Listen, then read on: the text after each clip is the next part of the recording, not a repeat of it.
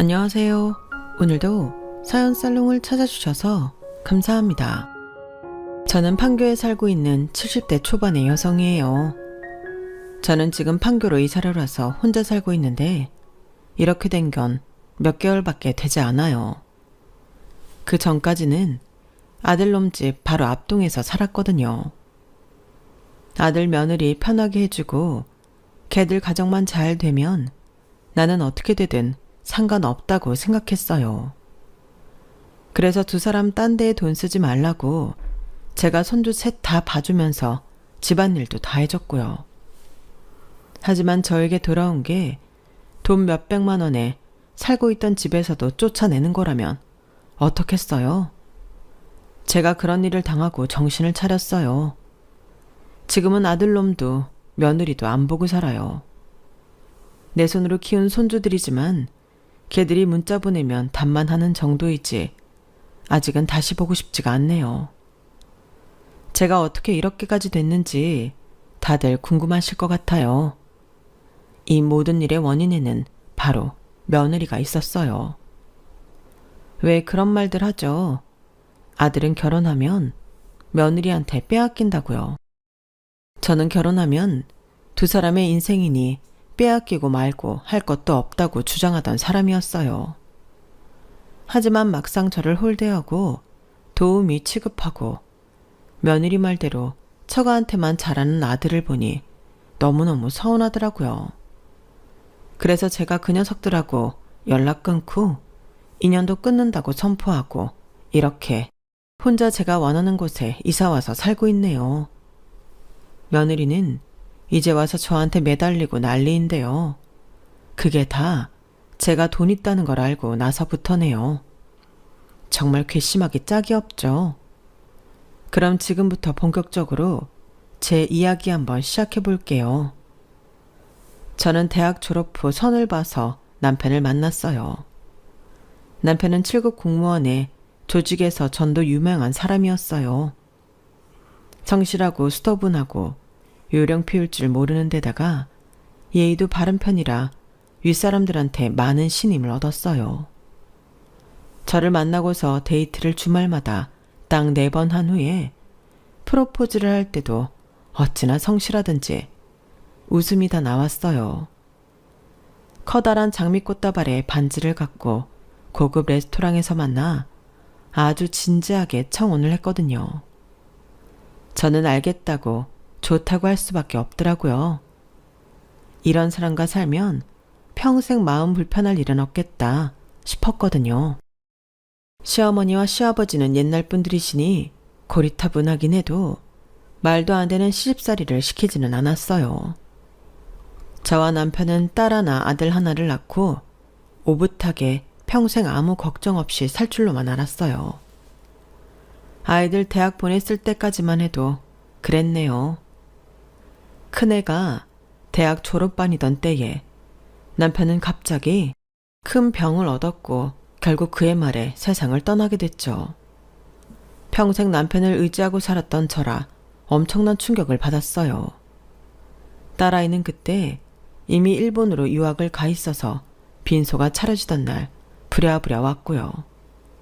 아들과 저는 갑작스러운 일을 함께 겪으면서 뭔지 모를 끈끈함이 생겼네요. 아마도 저는 남편을 의지했던 것처럼 아들을 의지하게 됐던 것 같아요. 저도 생각이 보수적인 편이라서 딸은 결혼하고 나면 시댁일에 더 신경 쓰고 자기 남편하고 애들 챙기느라 바쁘겠지 하며 좀 마음을 덜 뒀었네요.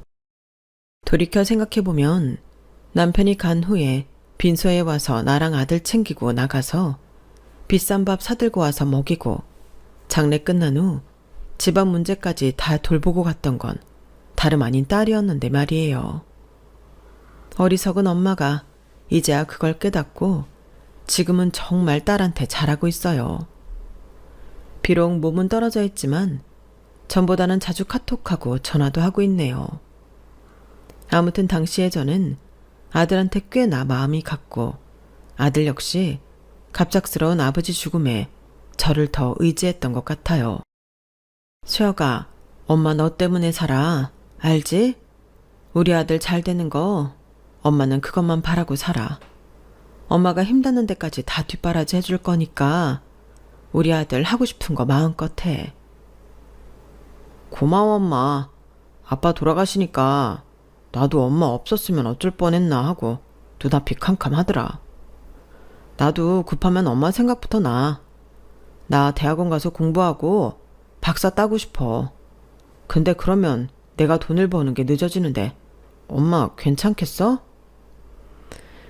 걱정 마.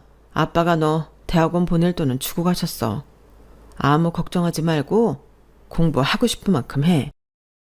근데 그러면 엄마가 쓰고 싶은 거 잘 못 쓸 거 아니야. 어차피 아빠가 남긴 재산은 한정되어 있잖아.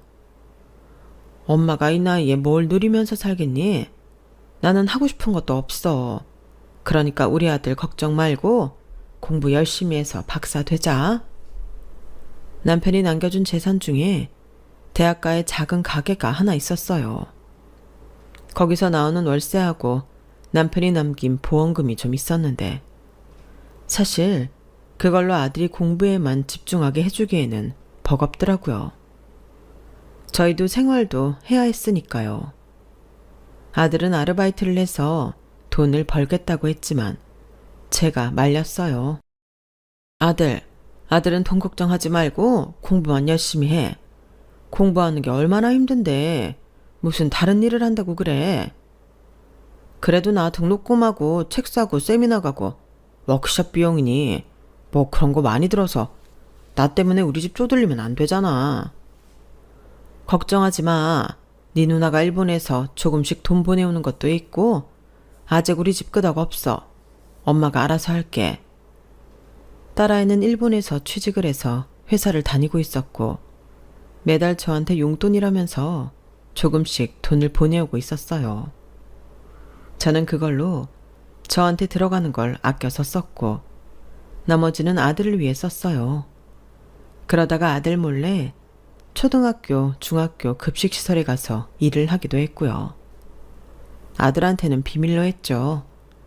제가 급식주방에서 일하는 걸 알면 마음 아파할 게 뻔했으니까요. 급식주방에서 1년 정도 일을 했던 것 같아요. 그런데 우연히 제가 학교 주방 일을 하는 걸 알게 된 친정 이모가 저를 불렀어요. 아니 그 나이에 무슨 힘든 일을 한다고 그래. 그럴 거면 수혁이 보고 어디 가서 일하면서 공부하라고 해. 아니에요 이모. 나 아직 창창하고 아직 일할 수 있는데요 뭘. 젊은 사람이 나가서 일하는 게 덜 힘들지. 수혁이는 머리 쓰는 애잖아요. 공부하는 게 얼마나 기빠지는데요. 하여간 너 자식 생각하는 건 아무도 못 따라가겠다. 그럼 급식일 하지 말고 와서 나 좀 도와줘. 내가 이제 나이 때문에 몸이 여기저기 안 아픈 데가 없어. 눈 아파서 안경 쓰고도 글 읽는 것도 힘들고 네가 나 대신 계약서 같은 것도 읽어주고 어때? 괜찮지? 내가 급식 주방에서 일하는 만큼은 줄 거야. 이모 수발드는 일이었는데 급식 일보다 힘들지 않을 거고 이모한테 말벗도 대어드리고 좋을 것 같더군요. 저는 알겠다고 했어요. 이모는 제 엄마의 동생인데 사업하는 이모부를 만나서 평생 잘 사셨어요. 이모부 일하는 걸 도우면서 여장부처럼 이런저런 일도 잘 하셨고요. 그러더니 엄마와 이모부 돌아가시고도 정정하게 사시며 여전히 회사 뒤에서 모든 걸 코치하고 계시더라고요. 유통하고 관계된 일이었는데 회사 사람들하고 전화로 통화할 때 보면 목소리도 쩌렁쩌렁하고 카리스마도 있어서 제 이모지만 참 멋지다는 생각이 들더라고요. 이모가 자식이 없었는데 그래서인지 어릴 때부터 유독 저를 많이 예뻐해 주셨어요. 저는 꼭 돈을 받아서라기보다 늙음하게 이모한테 힘이 되어드리려고 열심히 했네요. 이모가 하지 말라고 했던 부엌일이나 집안 청소도 마다하지 않았어요. 도우미 아주머니들도 있었지만 제가 먼저 해놓으면 이모가 편하실 것 같은 일들은 시키지 않아도 했죠. 아우 누가 너더러 내 침대 정리하라고 했어. 내가 너 이런 일 시키려고 부른 줄 알아? 그냥 내 회사 일이나 도우라는 거지? 누가 하면 어때요? 이모 누워 계실 때 편하시라고 하는 거죠. 나는 일도 일이지만 이렇게 있으면서 이모 말벗 되어드리는 것도 좋아요. 돌아가신 엄마 생각도 나고 나 결혼하고 나서 애들 키운다고 엄마랑 시간 많이 못 보낸 거 후회되거든요. 이제라도 이모랑 이렇게 지낼 수 있는 게 얼마나 좋은데요. 이모는 제 손을 꼭 잡아주셨어요. 아무 말씀 안 하셨지만 따뜻함이 느껴지더라고요. 그렇게 아들 녀석 박사 공부가 3년 차에 접어들었을 때였어요. 어느 날 아들이 진지한 표정으로 저한테 할 말이 있다고 하더니 생각지도 못한 말을 하더라고요. 엄마, 나 결혼할 사람 생겼어. 결혼하려고. 주은이도 결혼하고 싶대. 하는 거 좋대. 저는 너무 깜짝 놀라서 한동안 아무 말도 못했어요. 사실 그 즈음에 일본에 있는 딸아이가 한참 결혼 준비 중이었거든요.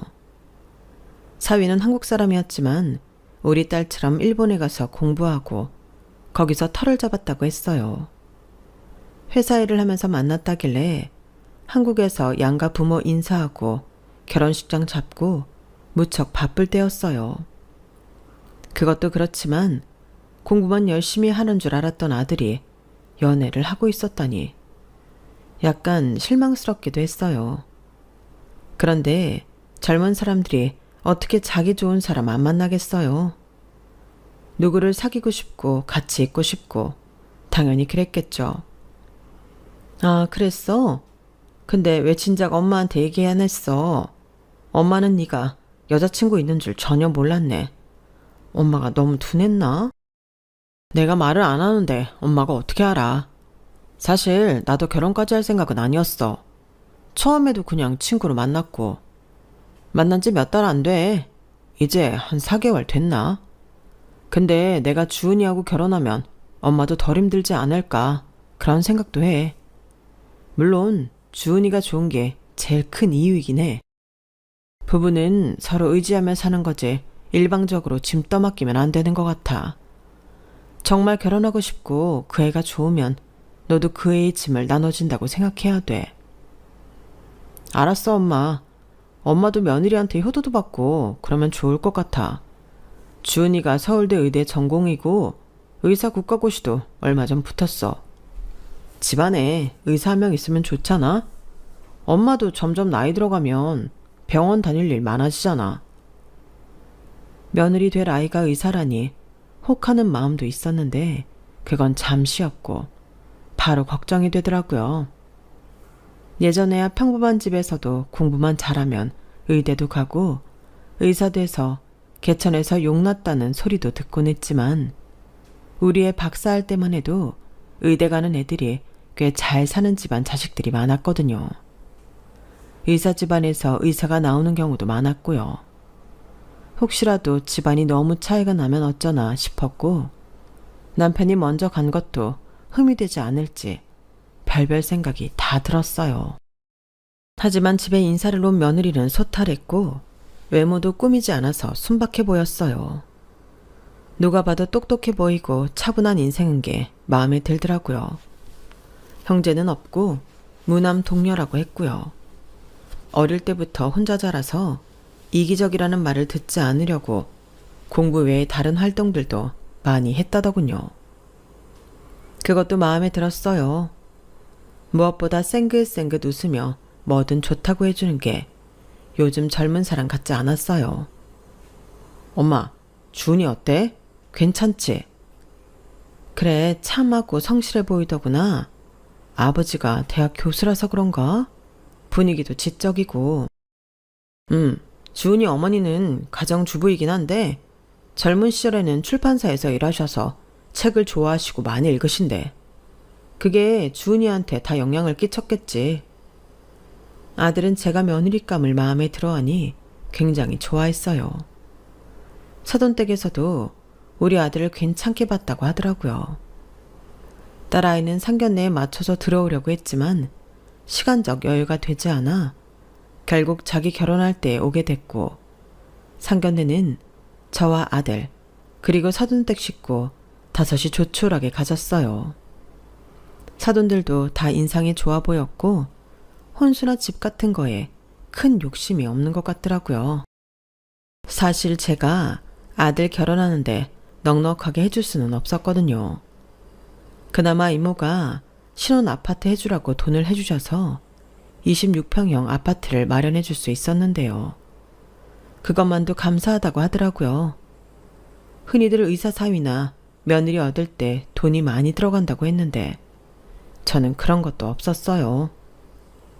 딸 결혼식에 며느리가 같이 참석했을 때도 어찌나 사람들한테 인사도 잘하고 딸한테도 예의 바르게 잘하던지 제가 참 뿌듯하더라고요. 먼저 간 남편한테도 보여주고 싶었고요. 그렇게 딸 결혼식을 치르고 3달 있다가 아들도 결혼을 하게 됐어요. 아이들을 연달아 결혼시키니 자연스럽게 남편 생각이 나더군요. 남편이 이걸 같이 봤으면 얼마나 좋았을까 싶어 눈물도 났죠. 2 아이 결혼식 내내 저는 마음속으로 이렇게 말했어요. 애들 아버지, 우리 수아 수혁이가 이렇게 자기 가정을 꾸려요. 지금 잘 보고 있죠? 거기서 우리 애들 다 잘 살라고 복 많이 줘야 돼요. 끝까지 지켜줘야 돼요. 딸아이는 일본에서 결혼 생활을 시작했고 아들도 자기만의 가정을 꾸려 새로운 날들을 맞았어요. 저는 뿌듯하기도 하고 좀 외롭기도 하고 그렇더라고요. 아이들이 다 제 품을 떠난 게 실감이 났거든요. 아들은 처음에는 전화도 자주 하고 주말에도 찾아오고 하더니 점점 저를 찾는 횟수가 뜸해졌어요. 거의 대부분은 며느리가 병원 일 때문에 바쁘다는 거였어요. 대학병원에서 펠로우 과정이라나요? 그런 걸 한다는데 당직도 있고 굉장히 일이 많다더라고요. 그래, 엄마는 신경 쓰지 마. 니들 일이 중요하지. 엄마는 명절 때 만나도 되니까 부담 갖지 말고 니들 할 일에 집중해. 이렇게 말했던 게 잘못이었을까요? 아들과 며느리는 정말 저한테 거의 연락도 하지 않았고 몇 달이 지나도 단 한 번도 찾아오지 않았어요. 제가 궁금해서 문자를 보내도 며느리는 거의 답이 없더라고요. 병원 때문에 바빠서 그러려니 하고 애써 좋게 생각했네요. 솔직히 섭섭하기는 했는데 이런 걸로 시집살이 시키는 시어머니 되지 말자고 혼자 속으로 다짐하며 매번 참고 넘어갔어요. 이모가 애들이 자주 안부 전화를 하는지 정기적으로 찾아오는지 물어보시면 그렇다고 거짓말을 했고요. 사실 이모가 지들 사는 아파트를 해준 거나 다름없는데도 인사 한 번을 오지 않더라고요. 제가 백화점에서 선물을 사서 애들이 바빠서 전해드리라고 했다고 거짓말을 하며 이모한테 선물도 드렸죠. 그럼에도 애들 원망을 하지도 않았고 화도 나지 않았어요. 아이들을 이해하고 싶었어요. 그러다가 제가 딱 한 번 화를 낸 적이 있는데 그건 남편 제사 때문이었어요. 당연히 올 거라고 생각해서 며느리한테 문자를 했거든요. 얘 주은아, 이번 주말이 네 시아버지 제삿날이야. 그러니 그날만큼은 와서 나랑 제사 음식 준비도 하고 제사 잘 지내자꾸나. 네 시아버지한테 처음 인사드리는 거 아니겠니? 저녁 전에는 올 수 있니? 그런데 얼마 안 있어 아들한테서 전화가 왔어요. 엄마, 주은이한테 문자 왜 했어? 그런 거 보내지 마. 내가 알아서 할게. 그리고 우리 그날은 좀 가기 어려운데 장인 장모님 모시고 여행 가기로 했거든. 그 말을 듣는 순간 저는 화가 치밀었어요. 아니, 뭐 때문에 여행을 가는지 모르겠지만 결혼하고 처음 있는 네 아버지 제사야. 그런데 못 온다고? 그것도 갓 시집 온 며느리가 직접 나한테 문자도 안 하고 지 남편 시켜서 시어머니한테 통보하는 거야? 내가 언제 니들 보고 집에 오라고 강요하디? 뭘 해달라고 했어? 이런 중요한 일까지 안 하겠다고 하면 니들이 자식이니? 그리고 일방적으로 전화를 끊어버렸어요. 너무 괘씸하더라고요. 그러자 다음날 저녁에 며느리한테서 전화가 왔어요. 죄송하다면서요. 어머니 죄송해요. 제가 병원 당직 때문에 못 챙겨서 그런 건데 제삿날 갈게요. 며느리는 주말 저녁 때 아들하고 같이 와서 저와 함께 제사 음식도 준비했고 아들도 처음에는 저와 어색했지만 밥을 먹으며 많이 풀어줬어요. 제사 드리고 나서 밤늦게 둘이 집에 돌아가기 전에 며느리가 이런 말을 하더라고요. 어머니, 저 임신 8주예요. 저도 몰랐는데 엊그제 알았어요. 아유, 그랬어? 어머나, 그럼 미리 말을 하지. 축하한다. 임신하고 초기에는 일 많이 하면 안 되는데 내가 괜히 일을 시켰네. 미안해서 어쩌나? 아니에요. 뭐 크게 문제될 일 없었으니까 괜찮아요. 어머니, 저 아이 낳고도 계속 바쁠 것 같거든요. 첫째 아이 갖고서 이렇게 무리해서 시아버지 제사도 모셨으니까 저희 아이 키워주실 거죠? 물론이지. 키우다마다 내가 힘 닿는 데까지 도와주마. 저는 아들과 며느리한테 철석같이 약속을 했고 그 약속을 지켰어요. 첫 손주를 예쁜 딸을 낳았는데 정말이지 눈에 넣어도 안 아프다는 말이 뭔지 알겠더라고요. 자식하고는 또 다른 게 손주더군요.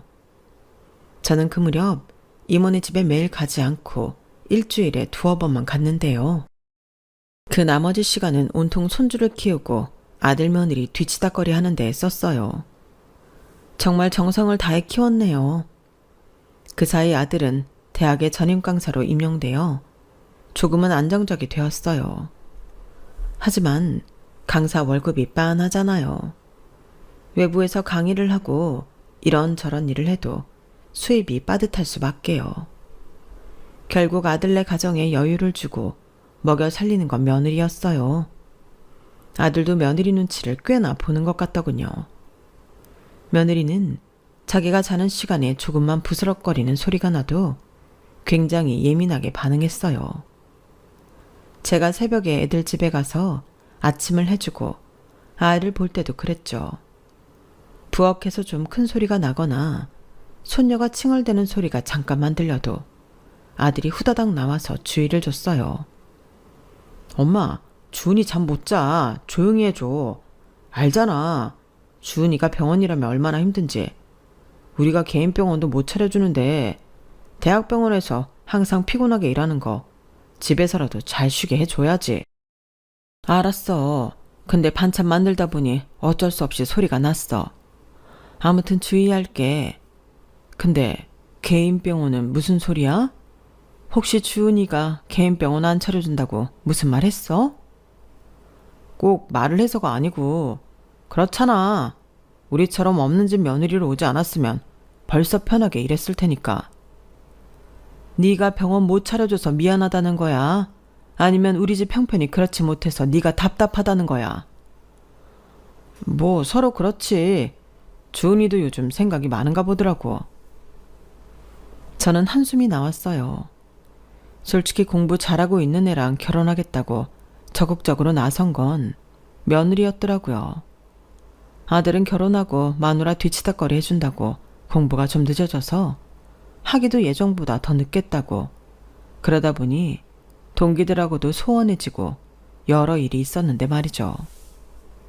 처음 봤을 때와는 다르게 며느리가 짜증도 많고 자기 뜻대로 안 되면 화도 잘 내는 것도 마음이 걸렸지만 손녀의 엄마이고 내 아들의 아내인데 이제 와서 어떻게 하겠나 싶었어요. 솔직히 이혼 같은 거는 생각도 안 해봤고요. 제가 당사자들도 아니고 아들이 그럴 마음도 없는데 옆에서 이혼해라 마라 할 일도 아닌 게 사실이기도 하고요. 며느리는 좀 노골적으로 저한테도 짜증을 내기 시작하고 음식도 입에 안 맞으면 제가 보는 앞에서 쓰레기통에 다 버리기까지 했어요. 그래도 저는 제가 화를 내면 아들 내외 사이가 나빠질 것 같아서 참고 말을 하지 않았네요. 그러다가 손녀딸이 2살이 되었을 때 며느리는 또다시 임신을 했어요. 뭐 울고불고 난리도 아니더라고요. 자기가 이 아이들을 다 어떻게 키우느냐, 아이는 더 갖지 않으려고 했는데 너무 힘들다. 그러다가 제 앞에서 인공유산 얘기까지 나오는데 저는 너무하다 싶더라고요. 네가 힘든 건 알겠다. 의사 일하며 아이들 키우는 거 힘들지. 그래서 내가 윤서도 키우잖니. 너 신경 안 쓰게 하려고 노력하잖아. 그럼 어머니가 계속 키워주세요. 저 안 그러면 아이 못 낳아요. 나야 내 손주들인데 봐주는 게 뭐가 어렵겠어. 근데 너 그렇게 못 낳는다 이런 말 쉽게 하는 거 아니야. 아이를 갖고 싶어도 못 갖는 사람들도 얼마나 많은데. 아무리 네 뱃속에서 모양도 안 갖춰졌대도 엄마 마음이 전해진다더라. 네가 그런 마음 갖고 있으면 애기도 다 아는 거야. 그럼 미신 같은 말씀은 하지 마세요. 저 의사예요. 키워주실 거예요? 나야 얼마든지 봐준다니까. 그리고 네가 안과 의사 아니냐? 너라고 뭐든 다 알지는 못할 텐데 내 말을 미신이라는 둥 하지는 말았으면 좋겠구나. 알겠어요. 키워주신다니 그렇게 알고 있을게요. 라더니 셀쭉한 표정을 하고 쌩 하고 나가버리더라고요. 그때 제가 참 섭섭했던 게 지 임신했다고 쉬러 간다면서 친정부모 모시고 제주도로 2박 3일 놀러 가더군요. 아들 녀석도 같이 갔고요. 손녀가 있으면 잘 못 쉰다고 저한테 맡기고서요. 섭섭했어요. 저라고 놀고 싶지 않겠어요? 아들 내외가 결혼하고 단 한 번 저랑 같이 어디 가자고 하거나 가까운 야외도 가본 적이 없으니까요. 늘 힘든 일은 제 차지라는 생각에 애들이 사돈댁이랑 제주도에 가고 나니 많이 서럽더라고요. 그래서 손녀를 데리고 이모한테 가서 그때야 몇 년간 마음에 묵혀두었던 하소연을 했어요. 이모는 노화 때문에 기운은 좀 없으셨지만 여전히 정신도 또렷했고 정정하셨어요. 아휴, 이 사람아. 그러게 왜 손녀를 봐준다고 했어.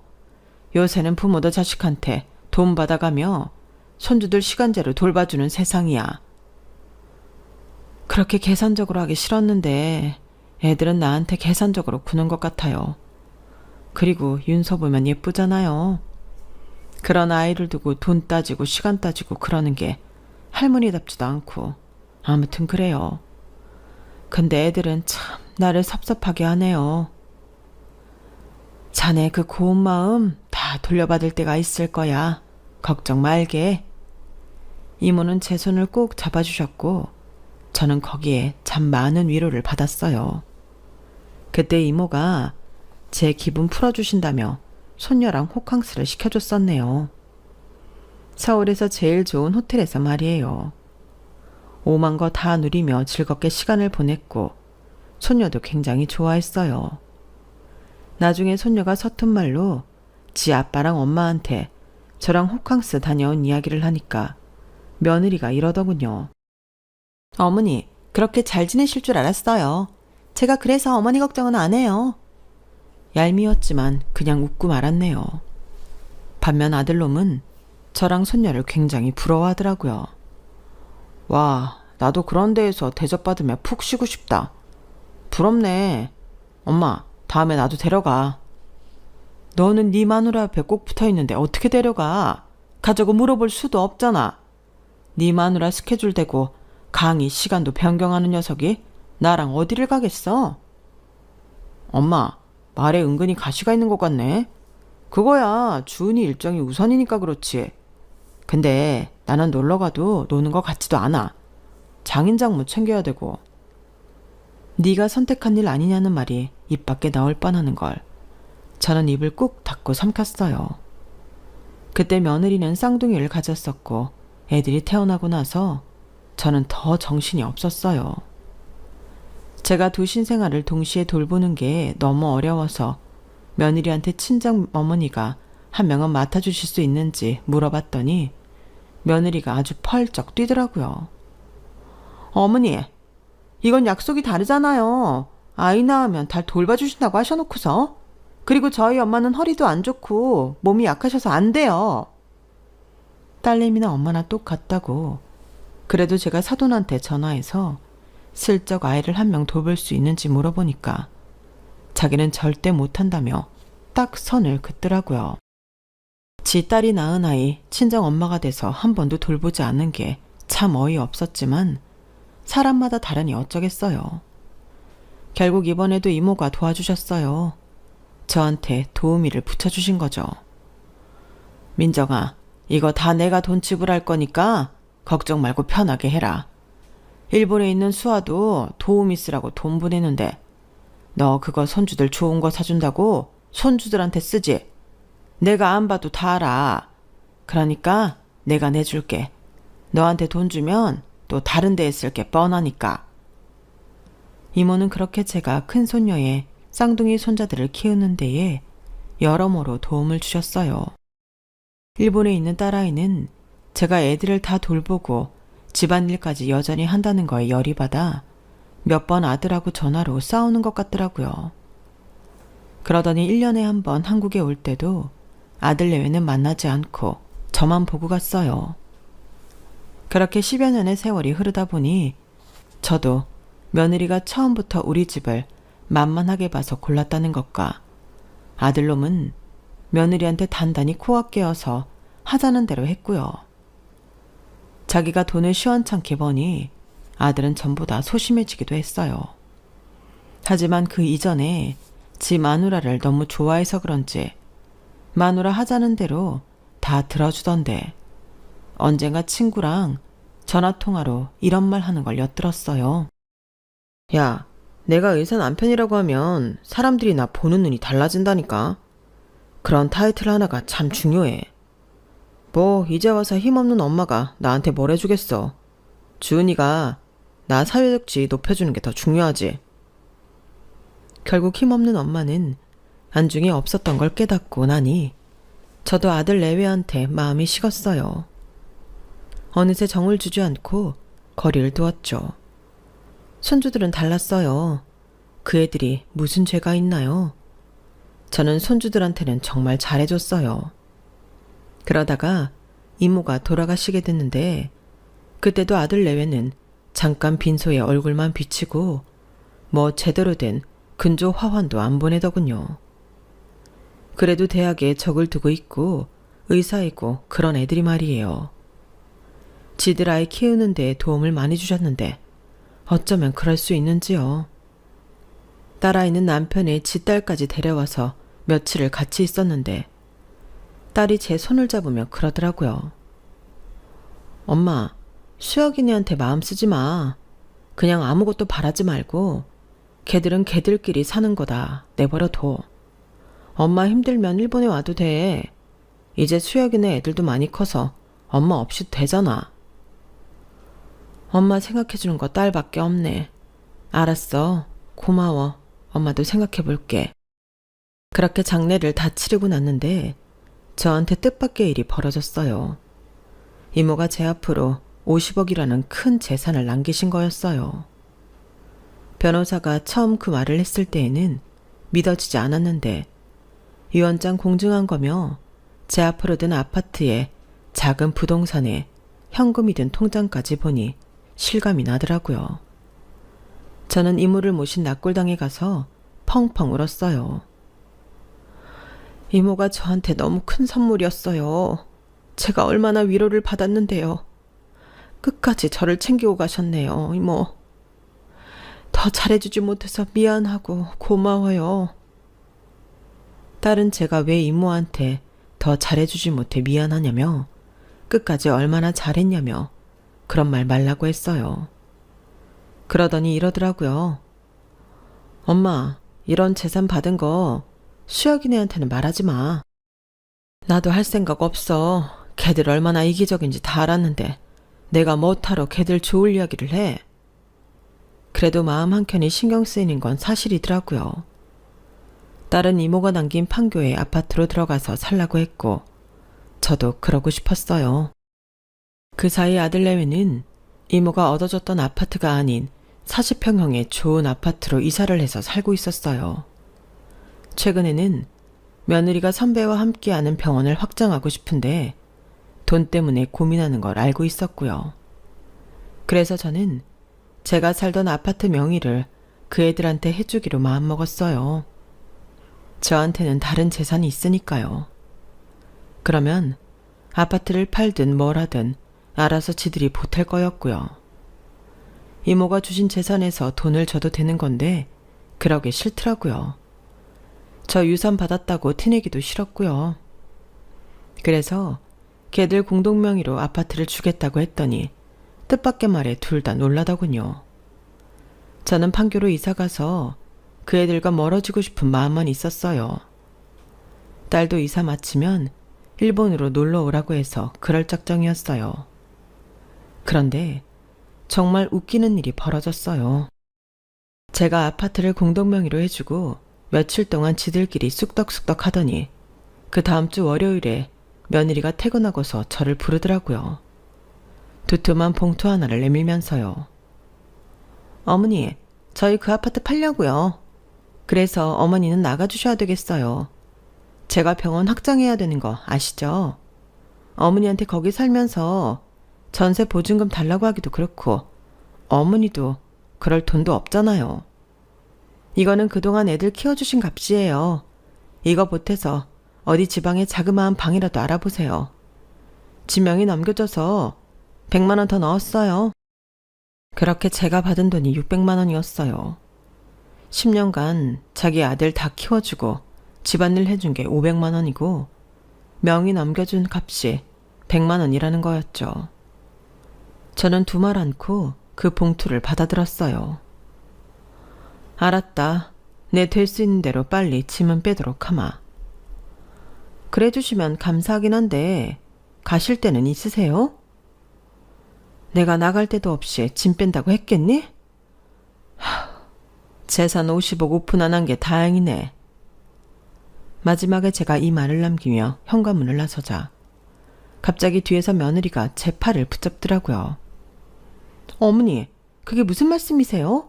어머님 재산이 50억이라뇨. 제가 잘못 들은 거예요? 아니, 제대로 들었다. 내가 그 재산 오픈했으면 니들한테 계속 뜯어먹히고 살았을 것 같아 다행이라는 소리야. 그럼 애들 잘 키워라. 뭐 도움이 두고 편히 잘 살며 알아서 하겠지만 말이야. 나는 간다. 저는 며느리 손을 딱 뿌리치고 집을 나갔어요. 그리고 바로 이모가 주신 판교 아파트로 갔네요. 아들네 집보다 조금 넓은데 기본적인 가구며 가전제품까지 있어서 꼭 모델하우스 같았어요.